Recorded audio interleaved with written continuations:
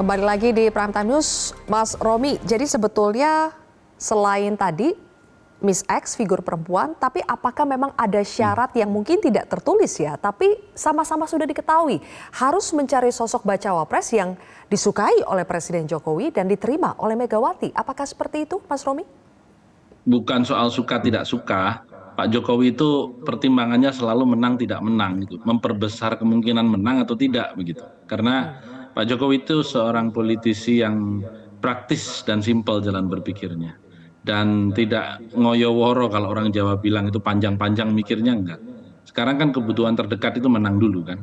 Jadi memang ini bersanding dengan patron Ibu Mega atau pola yang Ibu Mega ini kan politisi klasik ya. Artinya beliau itu tadi yang disebut Mas Burhan sangat mementingkan hal-hal yang sifatnya simbolik.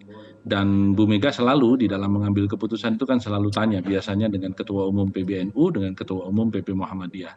Karena beliau selalu mengatakan dua organisasi ini organisasi terbesar tertua yang ada di Indonesia yang ikut mendirikan republik ini. Sehingga memang apapun dua organisasi inilah yang menjadi penopang. Dan ketika seorang kingmaker seperti Bu Mega itu kemudian membuat atau menciptakan sebuah pasangan untuk Indonesia ke depan, pastilah beliau bertanya kepada pemegang-pemegang saham, istilah yang mungkin saya ingin sampaikan, Republik ini ketika didirikan.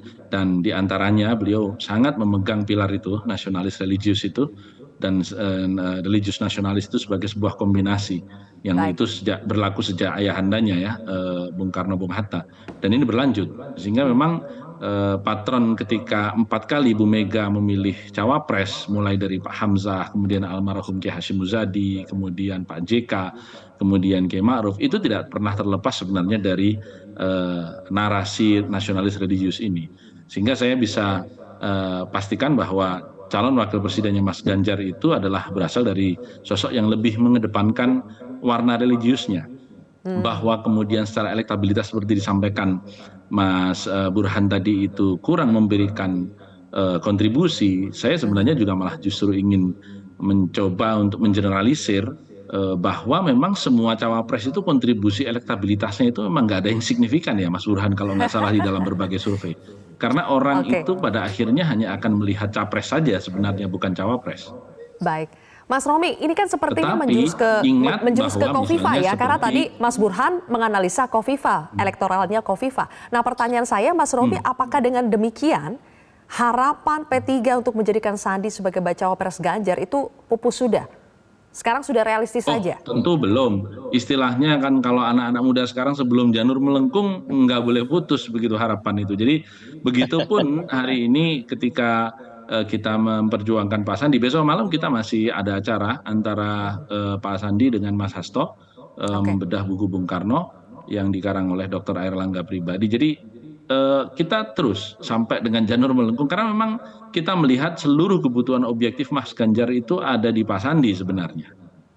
Luar Jawa, kemudian memiliki pengalaman di tingkat nasional, satu-satunya bakal calon wakil presiden yang pernah ada di kertas suara.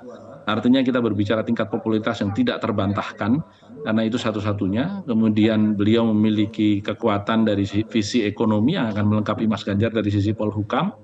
Dan relatif secara integritas tidak ada persoalan begitu. Jelajahi cara baru mendapatkan informasi. Download Metro TV Extend sekarang.